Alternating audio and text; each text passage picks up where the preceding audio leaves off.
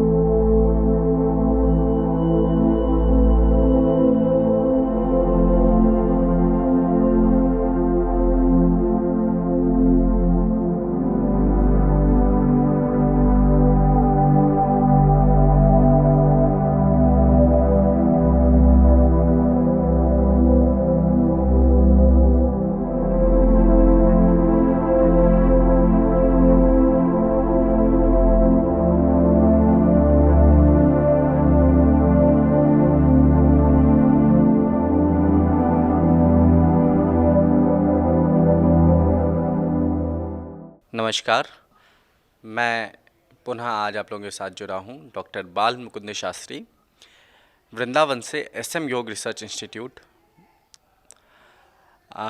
तो आज का हमारा विषय है योग संबंधित इम्यूनिटी को लेकर के, कि किस प्रकार से हम अपनी जीवन शैली को एवं योग के माध्यम से अपनी इम्यूनिटी को ठीक कर सकते हैं। तो इम्यूनिटी क्या चीज़ है, इसके लिए हमें सर्वप्रथम जानना होगा। मेरे साथ आज के सेशन में जुड़े हैं योगाचार्य बालकृष्ण शास्त्री जी, योगिनी गिरिजेश नंदिनी जी, और हम लोग आज इम्यूनिटी पर चर्चा करेंगे। तो इम्यूनिटी दो प्रकार से होते हैं। इम्यूनिटी हमारे शरीर की रोग प्रतिरोधक क्षमता होती है, जिसके माध्यम से कोई भी बीमारी अगर आपके शरीर में, कोई भी बैक्टीरिया, कोई भी वायरसेस आपके शरीर में प्रवेश करता है तो वह रोक देता है, वो बाहर ही रोक देता है, अंदर प्रवेश नहीं करने देता। अथवा अगर अंदर पहुंच भी जाए तो उसको फाइट करके जो रोग प्रतिरोधक क्षमता है वह उससे लड़ के उसको ख़त्म कर देता है। तो रोग प्रतिरोधक क्षमता दो प्रकार के बेसिकली होते हैं। उनमें से पहला है इनेट इम्यूनिटी और दूसरा है एक्योर्ड इम्यूनिटी। इनेट इम्यूनिटी जो होता है वह आपके शरीर में स्वतः ही होता है, जन्म से ही होता है, उसमें हम लोग बाहर से कुछ नहीं कर रहे होते हैं। दूसरा होता है एक्योर्ड इम्यूनिटी। एक्योर्ड इम्यूनिटी जो हम बाहर से प्राप्त करते हैं, पोषक तत्व इत्यादि से, जीवन शैली सही रखने से वह हम लोग प्राप्त करते हैं। जो इनेट इम्यूनिटी है, वह इनेट इम्यूनिटी आप देखेंगे कि कोई भी चीज़ें आपके आंखों में घुसने का प्रयास करती है तो तुरंत आंसू आने लग जाते हैं। आपके शरीर के माध्यम से अगर कोई प्रवेश करना चाहता है बैक्टीरिया, वायरस, तो आपकी जो स्किन है, आपकी जो त्वचा है, उसे रोकती है। और इसी प्रकार अगर कोई वेस्ट मैटर या फिर फॉरेन मैटर या फिर कोई बैक्टीरिया, वायरसेस आपके पेट में जाने का प्रयास करते हैं, मुख के माध्यम से जाने का प्रयास करते हैं, तो एसिड जो अम्ल हैं शरीर के, जो पेट के अम्ल हैं, जो एसिड हैं पेट के, वह उन्हें ख़त्म कर देती है। इसी प्रकार से ये सब जो है बैरियर इम्यूनिटी भी कहते हैं इसको, यह स्वतः ही अंदर हमारे होती है। दूसरा है एक्योर्ड इम्यूनिटी। तो एक्योर्ड इम्यूनिटी की अगर हम बात करें तो एक्योर्ड इम्यूनिटी हम लोगों को बाहर से मिलता है। बाहर से यानी कि पोषक तत्व अगर हम लेते हैं अच्छे, तो उसके माध्यम से हमें मिल सकता है। विटामिन सी इत्यादि बहुत सारी चीज़ें हम लोग आने वाले जो है आगे बताएंगे। तो ये दो प्रकार की इम्यूनिटी है। इसमें से जो इनेट इम्यूनिटी है उसमें बैरियर इम्यूनिटी भी हम लोग कहते हैं। अब इम्यूनिटी की अगर हम बात करते ही हैं तो आपने देखा होगा कि बुखार वगैरह जब भी लगता है हमें, या कोई भी बीमारी होती है ऐसी बुखार से संबंधित, जैसे कि डेंगू, चिकनगुनिया इत्यादि, तो उसमें ऐसा होता है कि WBC का जो काउंट होता है हमारे, वो कम होता चला जाता है। तो WBC क्या है? एक प्रकार से हमारी इम्यूनिटी को इंडिकेट करती है कि भाई ये हमारी इम्यूनिटी अगर अच्छी है तो हमारी WBC अच्छी रहेगी, जिसे हम लोग ग्लूकोसाइड भी कहते हैं। इसमें बहुत सारे चीज़ें होती हैं, basophil, neutrophil, eosinophil, phagocytes etcetera. तो फैगोसाइट्स का काम ये होता है इसमें कि जो रोग आपको हो चुका है उसको पुनः ना आने दे, उसको पहचान ले और पहले ही रोक दे। जैसे कि आपने देखा होगा कि चिकनगुनिया इत्यादि अगर एक बार होता, अगर चिकन पॉक्स वगैरह अगर जैसे जैसे हम लोग माता वगैरह कहते हैं, वो एक बार हो जाती है तो दोबारा नहीं होती। वह इसी का कारण है कि जो फैगोसाइट्स हैं वो पहले ही उसको पहचान लेती है और आने ही नहीं देती कभी। तो ये सब चीज़ें हैं। अब इम्यूनिटी को हम लोग बढ़ाएंगे कैसे? तो सब प्रथम मैं आप लोगों को कुछ घरेलू उपचार बताऊंगा, उसके बाद हम लोग आसनों की ओर बढ़ेंगे कि कौन कौन से आसन जो है हमारी इम्यूनिटी को बढ़ा सकते हैं, अच्छा कर सकती हैं। तो घरेलू उपचार में सर्वप्रथम मैं विटामिन सी की बात करूंगा। विटामिन सी अगर हम लोग लेते हैं तो भी हम अपनी इम्यूनिटी को, अपनी WBC को स्टेबल रख सकते हैं, बैलेंस रख सकते हैं, रेगुलेट कर सकते हैं। तो विटामिन सी हमें बेसिकली लाइम से, यानी कि नींबू इत्यादि से, ऑरेंज इत्यादि से हमें मिलता है, संतरे इत्यादि से हमें मिलता है। इसके अलावा हम लोग विटामिन डी का भी मतलब कि को भी प्राप्त कर सकते हैं, ले सकते हैं। विटामिन डी हम डायरेक्ट सन के किरणों से हमें प्राप्त हो सकता है, सूरज की किरणों से हमें प्राप्त हो सकता है। अब हम लोग इनके साथ साथ घर में जो उपाय में ला सकते हैं चीज़ें, औषधि हम लोग बना सकते हैं, वह इस प्रकार हैं कि हम लोग अपने जीवन में, अपने भोजन में हल्दी, अदरक और लहसुन का इस्तेमाल कर सकते हैं। इन तीनों का मिश्रण बना करके हम लोग सूप के माध्यम से अथवा सब्जी के माध्यम से हम लोग ये रोज़ाना अगर लें तो इससे भी हमारी इम्यूनिटी बरकरार रहती है। तो यह एक तरीका था।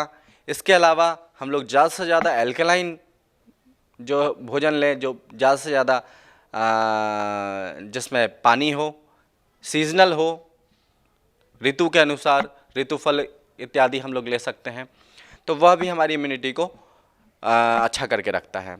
अब देखें, अगर हम लोग इम्यूनिटी की बात करें तो इम्यूनिटी खराब किस वजह से होती है? इम्यूनिटी के खराब होने के बहुत सारे वजह होते हैं। इनेट इम्यूनिटी पे हम लोग वर्क नहीं कर सकते, लेकिन जो एक्वायर्ड इम्यूनिटी है वह उस पर वर्क भी कर सकते हैं, वह स्वतः खराब भी हो सकती है हमारी जीवन शैली के कारण। पहला ये है, जीवन शैली अगर हमारा ठीक नहीं रहेगा तो इन जो एक्वायर्ड इम्यूनिटी है वो हमारी तुरंत प्रभावित होगी। इसके साथ अगर हम लोग बहुत ज़्यादा स्ट्रेस ले रहे हैं, हमारा खान पान ठीक नहीं है, तो हमारी जो एक्वायर्ड इम्यूनिटी है वो कम होती चली जाएगी। तो जैसा मैंने बताया कि स्ट्रेस भी इसका मेजर कारण है, तो हमें ये ध्यान रखना होगा कि हम लोग कम से कम स्ट्रेस लें। तो यह सब चीज़ें थी जो कि हम लोग इम्यूनिटी बढ़ाने के लिए कर सकते हैं। इसके अलावा आरोग्य रक्षा पंचतंत्र, हम उसका भी पालन कर सकते हैं। आरोग्य रक्षा पंचतंत्र अगर हम लोग पालन करते हैं, वह जीवन जीने की 5 मूलभूत जो है नियम हम लोगों को प्राप्त हुआ है। तो ये जो 5 नियम हैं, मूलभूत लॉ हैं हेल्दी लाइफ स्टाइल के लिए, वह इस प्रकार है कि आप ज़्यादा से ज़्यादा सुबह उठ करके सूरज के उगने से पहले या सूरज के उगते वक्त ऊषा पान करें। ज़्यादा से ज़्यादा पानी का जो है सेवन करें, और अगर आप 7 से 8 गिलास पानी सुबह ही लेते हैं तो आपके पूरे दिन के लिए, आप अगर पानी आपको ध्यान ना भी हो कि आपने पानी लिया या ना लिया, तो आप पहले ही निश्चिंत रहेंगे कि मैंने पानी लिया हुआ है। इसके साथ पानी की जो प्रॉपर्टी होती है वो शरीर को स्वच्छ करता है, अंदर से स्वच्छ करता है। ब्लड को रेगुलेट करने में, ब्लड को बनाने में भी पानी का अहम रोल होता है। सबसे ज़्यादा हमारे शरीर में पानी का ही की मात्रा होती है। तो अगर हम लोग पानी ज़्यादा से ज़्यादा लें तो हमारे सारे ऑर्गन ठीक रहेंगे, सारे जो फंक्शंस हैं वो ठीक रहेंगे, एल्कलाइन स्टेट रहेगा, एसिडिक नहीं होगा। अगर ज़्यादा से ज़्यादा हमारा शरीर एसिडिक होगा तो विभिन्न प्रकार की बीमारियां स्वतः ही लगनी शुरू हो जाएंगी, और जो इम्यूनिटी है वो भी कम होने लग जाएगा। इसलिए पानी का ज़्यादा से ज़्यादा हम लोग सेवन करेंगे। इसके बाद जो दूसरा नियम है वह इस प्रकार है कि हम लोग दिन में 2 बार ही भोजन करेंगे, जिससे कि हमारे पाचन तंत्र को पूरा समय मिले कि उस भोजन को पचा सकें। साथ में भोजन को पचाने के बाद अगर आप ध्यान इत्यादि करते हैं तो आपका मन शांत हो, आपके शरीर में और कोई गतिविधि नहीं चल रही हो।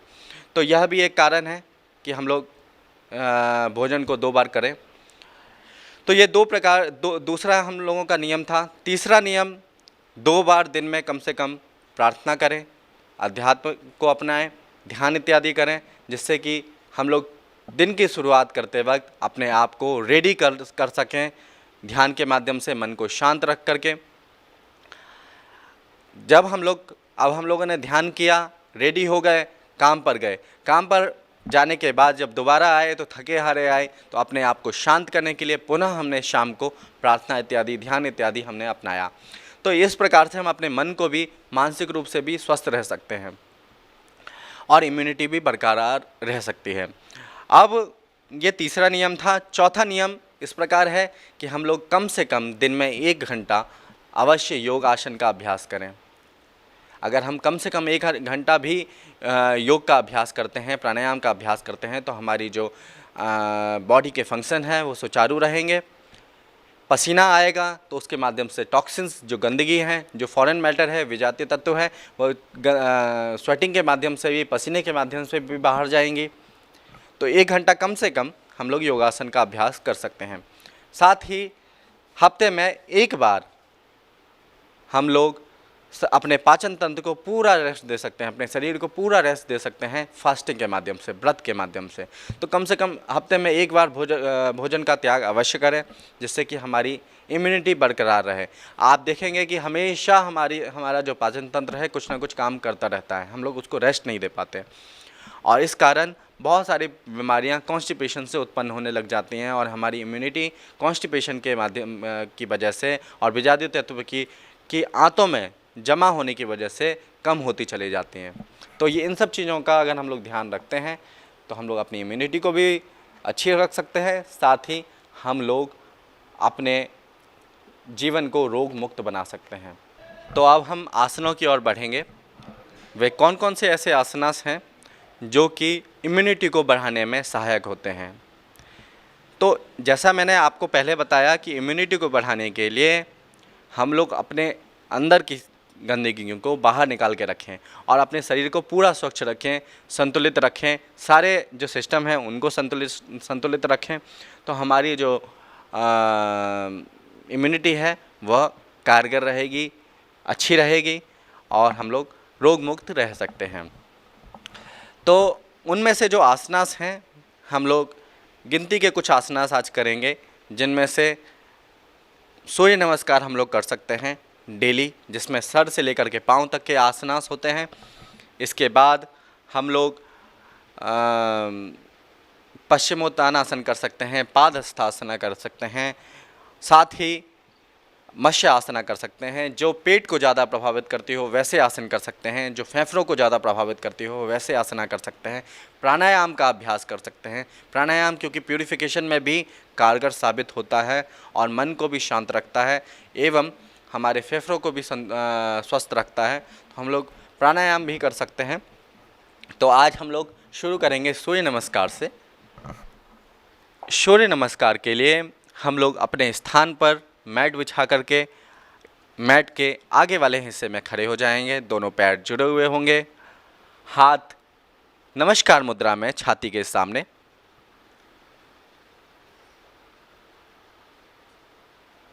आंखें बंद करके सूर्य भगवान का ध्यान करेंगे। सूर्य भगवान का ध्यान करते हुए सांसों को भरते हुए हम लोग धीरे धीरे अपने दोनों हाथों को उठाएंगे। दूसरे स्टेप के लिए यह आसन हस्त उत्थान आसना है। इसमें ज़्यादा से ज़्यादा हम लोगों को कमर को बेंड करना होता है पीछे की ओर, हाथों को सीधा ऊपर की ओर बढ़ाना होता है। चेहरे पे बहुत ही प्यारी सी मुस्कान होती है और हम 3 सांस को छोड़ते हुए आगे की ओर झुकेंगे। सिर को घुटने से छिपाने का प्रयास करेंगे। सांस को भरते हुए एक पैर दोनों हाथों के बीच, दूसरा पैर पीछे की ओर स्ट्रेच करेंगे और सिर को ऊपर की ओर उठा करके आंखें बंद करके चेहरे पे बहुत ही प्यारी मुस्कान रखेंगे और आपके जो सांस होंगे वो सामान्य होंगे फाइनल स्थिति में।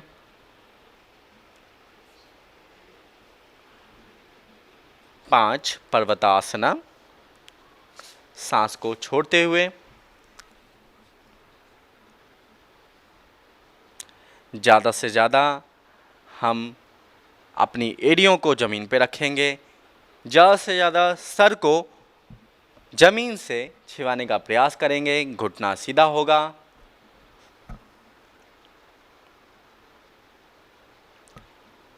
सिक्स साष्टांग आसना, साष्टांग नमस्कार। इसमें छाती ज़मीन पर, ठुड्डी ज़मीन पर, घुटना ज़मीन पर एवं पैर की उंगलियां ज़मीन पर, कमर उठा हुआ होगा, गर्दन और ठुड्डी और छाती के बीच में गैप होगा, घुटने और पाँव के बीच में गैप होंगे। तो इस प्रकार से हम साष्टांग नमस्कार कर सकते हैं।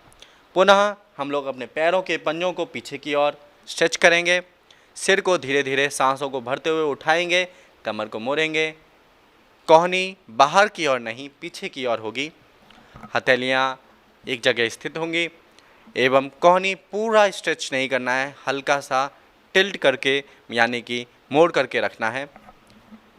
फाइनल स्थिति में आंखें बंद करके चेहरे पे मुस्कान ला करके सांसों पे ध्यान दें अथवा भूमध्य में ध्यान दें।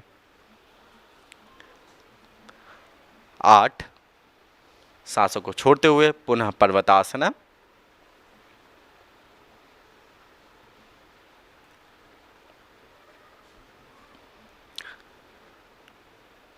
पुनः सांस को छोड़ते हुए सांस को भरते हुए अश्वसंचालन आसन,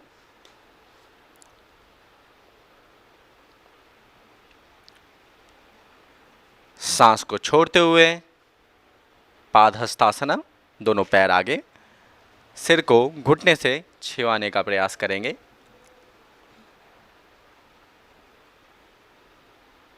घुटना हमारा सीधा होगा। सांस को भरते हुए दोनों हाथों को ऊपर,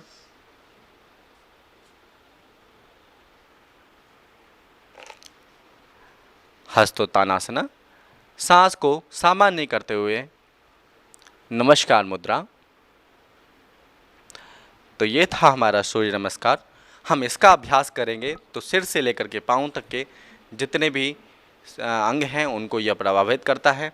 तो हम लोग अपनी इम्यूनिटी को भी इसके माध्यम से बरकरार रख सकते हैं, साथ ही शरीर के विभिन्न रोगों में भी ये सहायक होता है। अब हम इसके बाद जो पर्टिकुलर इम्यूनिटी को बढ़ाने के लिए आसन हैं वो हम करने जा रहे हैं। तो उसमें से पहला है कटी चक्रासना। दोनों हाथों को हम लोग सीधा सामने ले जाएंगे।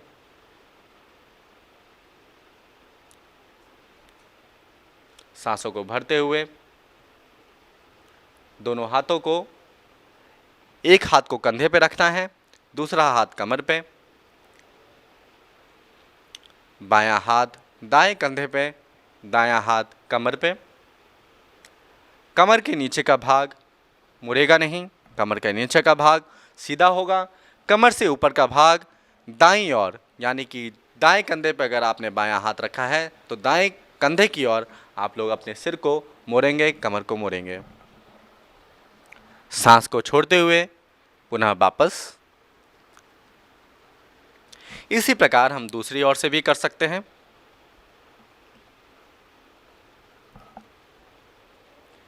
सांस को छोड़ते हुए वापस आएं।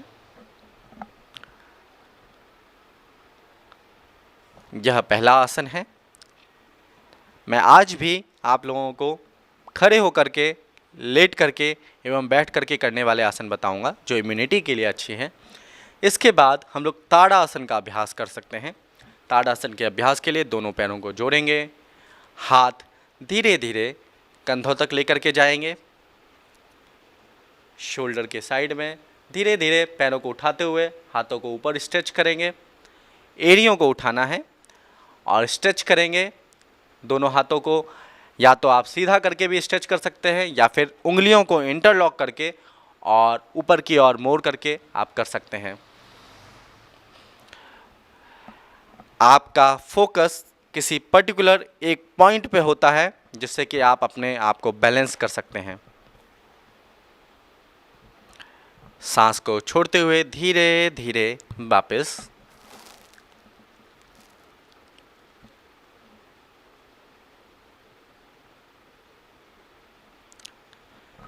तो ये हमारे 2 प्रकार के आसन थे। तीसरा है पादहस्तासना, जो हमने सूर्य नमस्कार में भी किया। तीसरा स्टेप सूर्य नमस्कार का पादहस्तासन। दोनों हाथों को सीधा ऊपर उठाएंगे, पैरों के बीच में हल्का सा गैप होगा। सांस को छोड़ते हुए आगे की ओर झुकेंगे। कमर के जो नीचा वाला हिस्सा है वहाँ से हम लोग मोड़ेंगे, यानी कि लोअर बैक से हम लोग बेंड करेंगे। सिर को घुटने से छिपाने का प्रयास करेंगे। सांस को भरते हुए वापस आएं। इस आसन को हम 2 प्रकार से कर सकते हैं, एक पैरों को खोल करके, एक दोनों पैरों को जोड़ करके। क्योंकि शुरुआती दौर में हो सकता है कि आप खड़े ना हो पाएँ दोनों पैरों को जोड़ करके, इसलिए आप गैप ले सकते हैं। अगर आप अच्छा कर रहे हैं तो दोनों पैरों को जोड़ करके करें। इसके बाद हम लोग अपने स्थान पर बैठ जाएंगे। उसके बाद बैठने के बाद दाईं ओर करवट लेकर के सीधा लेटेंगे। अब हम लेट के करने वाले आसन करने जा रहे हैं, जो कि इम्यूनिटी को प्रभावित करते हैं, इम्यूनिटी को बढ़ाते हैं।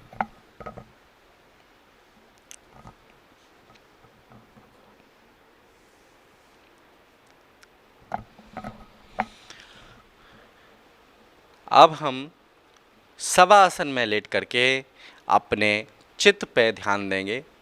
अपने दोनों पैरों के बीच में गैप दें, ज़्यादा से ज़्यादा 2 फीट का, 3 फीट का। हाथ शरीर के साइड में थोड़ा सा अलग। पूरा शरीर शांत, सांसों पे ध्यान, मन शांत। शरीर और धरती के बीच, शरीर और पृथ्वी के बीच हम लोग गुरुत्वाकर्षण को महसूस करेंगे, शरीर के भार को महसूस करेंगे और पूरा ढीला छोड़ देंगे।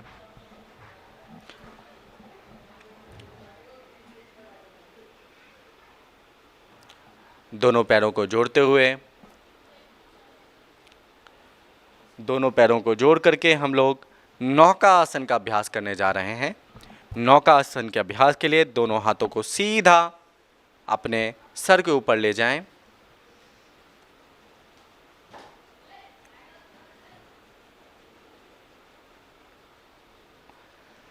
धीरे धीरे पैरों को उठाएंगे, सिर को उठाएंगे, हाथों को पैरों के सामने लेकर के आएंगे एवं आपकी जो पैर हैं आपकी आँखों के बराबर में, आपके आँखों के लेवल में होगा।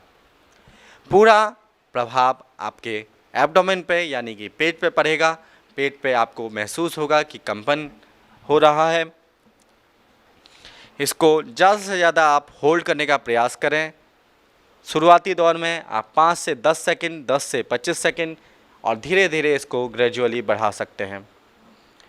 सांस को छोड़ते हुए वापस।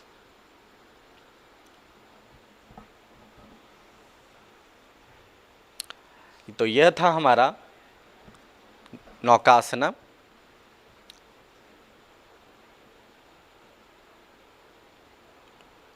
इसके बाद हम लोग मत्स्य आसन का अभ्यास करेंगे। मत्स्य आसन के अभ्यास के लिए मैं पुनः आप लोगों से कहूँगा कि आप लोग अपने स्थान पे पद्मासन में बैठें। पहले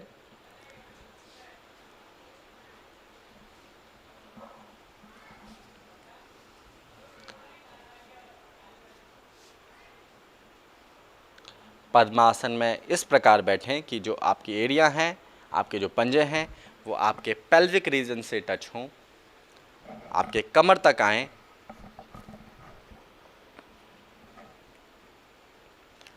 अब हम अपनी कोहनी का सहारा लेते हुए धीरे धीरे सीधा लेटने का प्रयास करेंगे। हाथों से अपने पैरों के अंगूठों को पकड़ेंगे और कमर आपका हल्का सा उठा हुआ होगा। आपका जो बैलेंस है वो आपके माथे पर, सर पर होगा।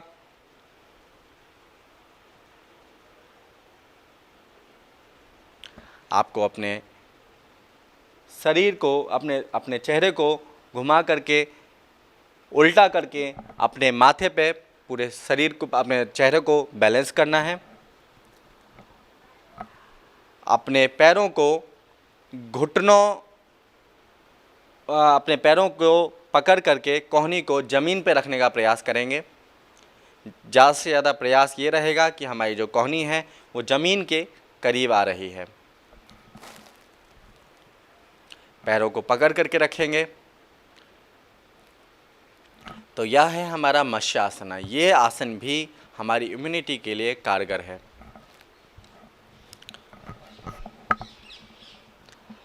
पुनः वापस आए रिवर्स ऑर्डर में, जिस प्रकार से हम गए थे उसी प्रकार से सहारा लेते हुए हम लोग वापस आ सकते हैं। कोहनी का सहारा लेते हुए बैठेंगे।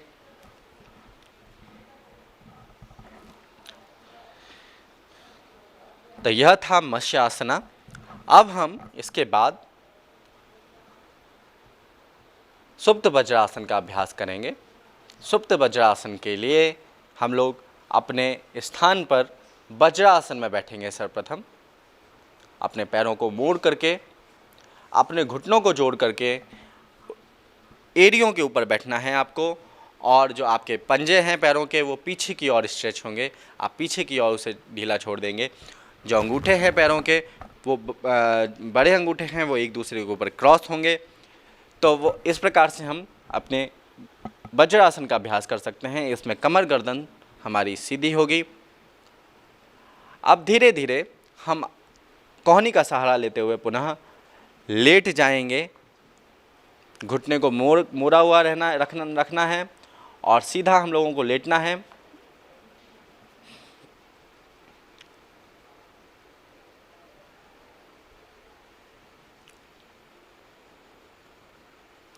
तो यह है हमारा सुप्त वज्रासन।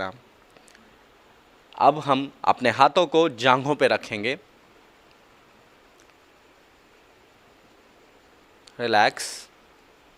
फिर से रिवर्स ऑर्डर में सहारा लेते हुए हाथों का वापस आएंगे। यह आसन हम अपने घर पे कर सकते हैं।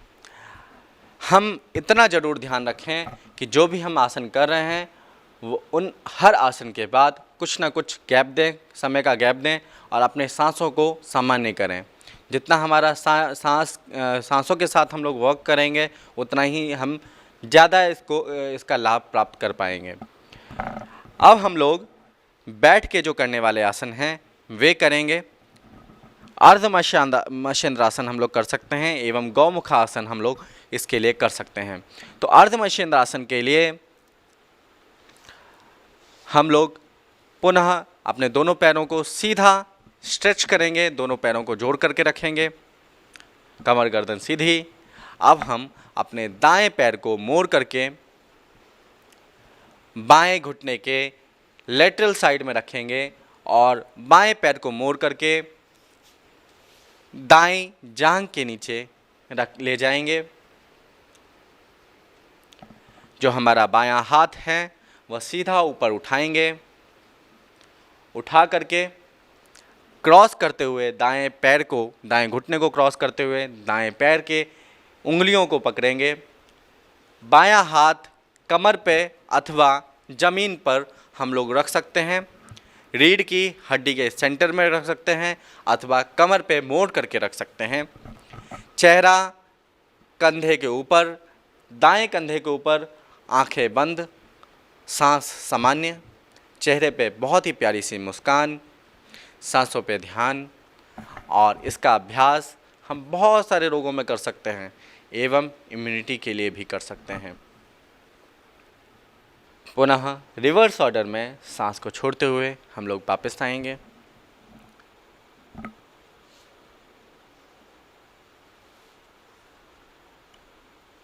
इसी प्रकार दूसरी तरफ से हम लोग कर सकते हैं, दूसरी ओर से कर सकते हैं।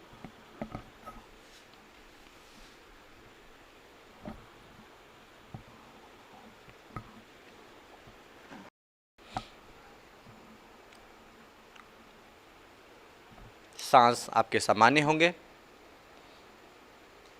मन शांत, चेहरे पे बहुत ही प्यारी सी मुस्कान। इसका अभ्यास भी हम कुछ सेकंड से लेकर के कुछ मिनट तक बढ़ा सकते हैं। ये बहुत सारी बीमारियों में लाभदायक है, जैसे कि जीवन शैली से उत्पन्न होने वाली बीमारी यानी कि मधुमेह, पेट संबंधित रोग, चर्बी इत्यादि में हम इसका आसन का अभ्यास कर सकते हैं। वापस आएं रिवर्स ऑर्डर में, जिस प्रकार से हम गए थे उसी प्रकार से सांस को छोड़ते हुए वापस आएंगे।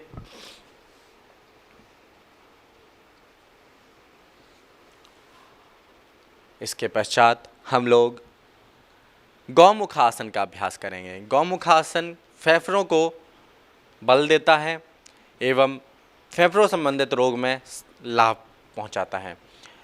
तो इसमें हम घुटने के ऊपर घुटने रखेंगे, यानी कि हम लोग पैरों को मोड़ करके, घुटनों को मोड़ करके एक दूसरों को ऊपर रखने का प्रयास करेंगे। जो पैरों के पंजे हैं वो पीछे की ओर जाएंगे। बहुत ही कंफर्टेबल, बहुत ही सहजता से हमें बैठना है। जो पैर ऊपर है उस साइड का हाथ हमें ऊपर ले जाना है। सीधा उठा करके, कोहनी मोड़ करके हाथों को पीछे ले जाएंगे, कमर के ऊपर, पीठ के ऊपर, और नीचे से अपने बाएं हाथ को, जो पैर नीचे है उस साइड के हाथ को हम लोग इंटरलॉक करेंगे ले जा करके पीठ पर।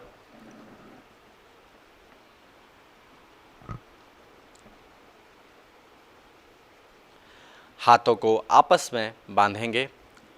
चेहरा, गर्दन सीधा, कोहनी गर्दन के पीछे, सिर के पीछे ले जाने का प्रयास करेंगे। चेहरे पे बहुत ही प्यारी सी मुस्कान होगी, आंखें बंद होगा, सांसों पे निरंतर हमारा ध्यान होगा।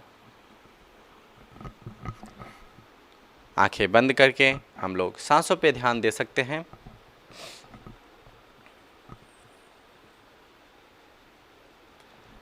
पुनः वापस आएं रिवर्स ऑर्डर में सांसों को छोड़ते हुए। इसी प्रकार हम लोग दूसरी ओर से भी करेंगे।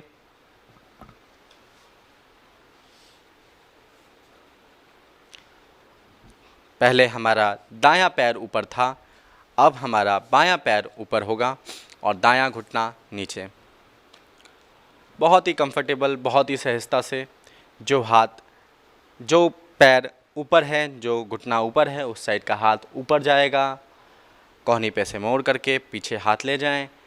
दाएं हाथ को भी कोहनी पे से मोड़ करके नीचे से कमर पे ले जाएं और दोनों हाथों को कमर पे, अपने पीठ पे पकड़ने का प्रयास करें, इंटरलॉक करने का प्रयास करें उंगलियों को। आंखें बंद, चेहरे पे मुस्कान, सांसों पे ध्यान।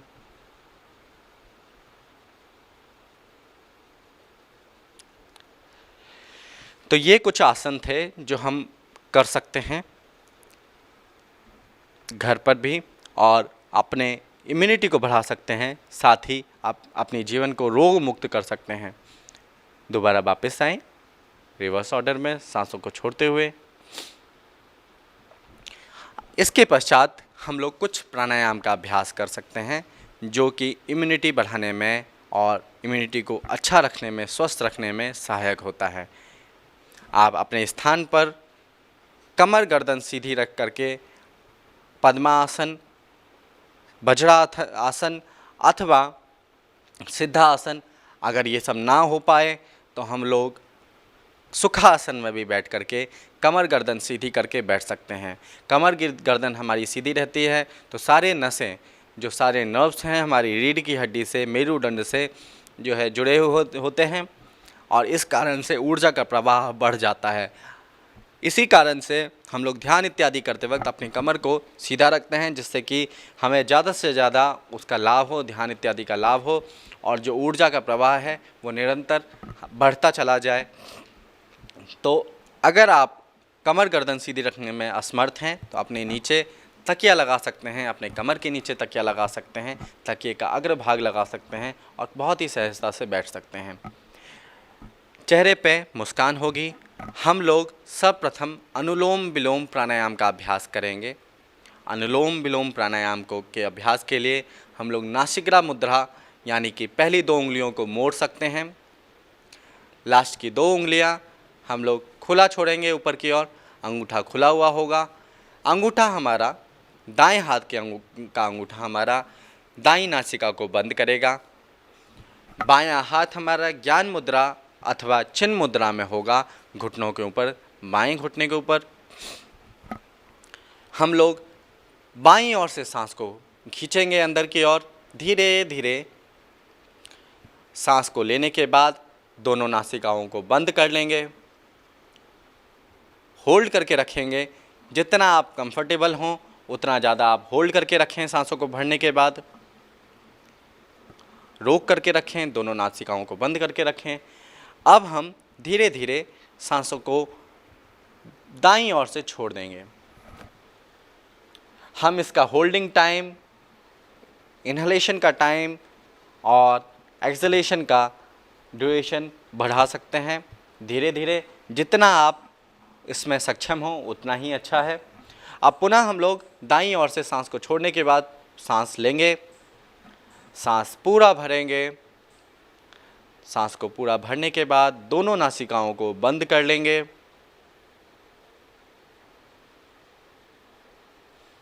होल्ड करके रखेंगे।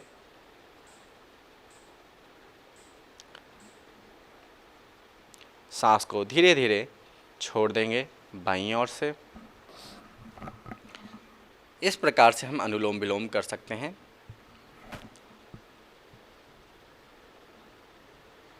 यह कम से कम 5 से लेकर के हम लोग 25 बार तक अपने घर पर करें। इसका जो ड्यूरेशन होता है वह 1:4:2 होता है। यानी कि 1 सेकंड तक हमने सांस को लिया, 4 सेकंड तक होल्ड किया और 2 सेकंड तक सांस को छोड़ा। मतलब कि आपने सांस को जितना लिया है उसके 4 गुना आप सांस को रोक करके रखेंगे और जितना आपने सांस को लिया है उसका दुगना आप सांसों को छोड़ेंगे। तो यह हमारा अनुलोम विलोम प्राणायाम था। अब बाईं नासिका से हम लोग सांस को छोड़ते हुए वापस आ जाएंगे, ध्यान की अवस्था में बैठेंगे और ओम का उच्चारण अवश्य करेंगे। ओम का उच्चारण करने से हमें बहुत सारे फ़ायदे होते हैं। हमारा हाइपोथैलेमस पे सीधा सीधा इफेक्ट पड़ता है इसका, जो ब्रेन का, जो मस्तिष्क का एक अंग है, और वहाँ से पूरे शरीर की जो सिस्टम है वो प्रभावित होती हैं, फंक्शन जो है सुचारू रहते हैं। तो हमारा ये ध्यान रहे कि हम लोग ओम का उच्चारण अवश्य करें, ध्यान इत्यादि अवश्य करें। तो ओम के उच्चारण के लिए कमर गर्दन पुनः सीधी, हाथ ज्ञान अथवा चिन्ह मुद्रा में, चेहरे पे बहुत ही प्यारी सी मुस्कान, और हम लोग कम से कम घर पे बैठ करके 11 बार अथवा ज़्यादा से ज़्यादा जितनी बार हम लोग प्रयास करें हम लोग अभ्यास कर सकते हैं इसका। शुरू करते हैं ओम का उच्चारण। लंबी गहरी सांस लें।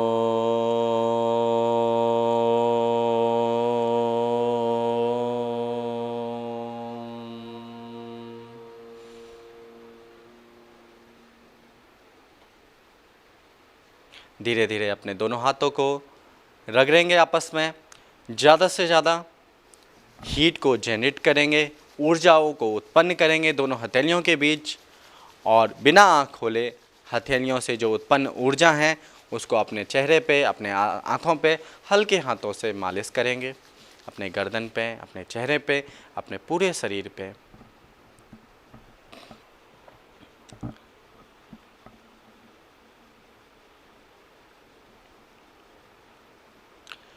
तो यह हमारा आज का सेशन था इम्यूनिटी को लेकर के, और मैं आपको कल ध्यान करवाऊंगा भी, तो इसलिए आप लोगों से आग्रह करूंगा कि आप लोग अपना मैट वगैरह रेडी रखें, साथ ही अपने घर को बिल्कुल शांत करके रखें, कोई शोर शराबा ना हो, बीच में किसी भी प्रकार का डिस्टर्बेंस ना हो, फ़ोन को ऑफ़ करके रखें, आपको किसी भी प्रकार से कोई भी डिस्टर्बेंस ना हो।